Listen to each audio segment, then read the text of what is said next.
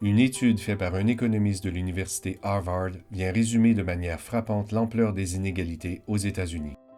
Il a demandé à plus de 5000 citoyens et citoyennes comment ils pensaient que la richesse était distribuée dans leur pays. Pour illustrer leur réponse, réduisons simplement la société états-unienne à quelques 100 individus représentatifs. Les voici.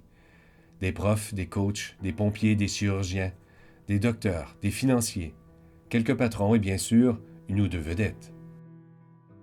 Maintenant, mettons-les en ordre selon leur niveau de richesse. Les plus pauvres à gauche et les plus riches à droite. Les couleurs indiquent les quintiles auxquels ils appartiennent. Après cela, réduisons la richesse totale des États-Unis qui est évaluée à 54 trillions de dollars à une pile d'argent symbolique. Si on distribue cet argent de manière entièrement équitable entre les individus, nous obtenons le socialisme parfait que plusieurs érigent en épouvantail pour caricaturer la gauche. Voici la distribution idéale qui a été choisie par plus de 92% des répondants à l'étude, qu'ils soient républicains ou démocrates. En apparence, elle n'a rien de radical.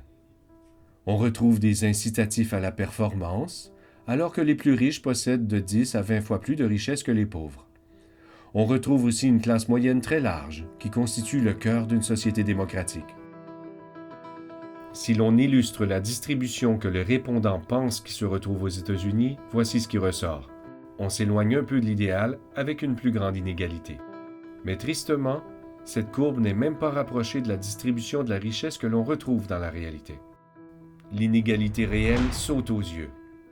Les plus pauvres se partagent des miettes qui ne paraissent même pas sur le graphique. La classe moyenne est dans une situation beaucoup plus précaire, et même les individus situés entre les 20 et 10% les plus riches s'en tirent moins bien que l'on avait imaginé. Seul le dernier 10% des plus riches se porte mieux. En fait, il fait tellement mieux que leur niveau de richesse vient défoncer le graphique. Et le 1% le plus riche, cet individu unique, accumule tellement de richesse qu'il faut lui donner 10 colonnes pour lui tout seul. La mise en contraste de ces trois courbes vient démontrer clairement l'effet de l'accroissement des inégalités aux États-Unis. Bien sûr, la situation est moins criante au Canada et au Québec. Par contre, l'exemple des États-Unis confirme que ce n'est fort probablement pas le modèle que nous souhaitons suivre. À moins bien sûr que vous soyez membre du 1%.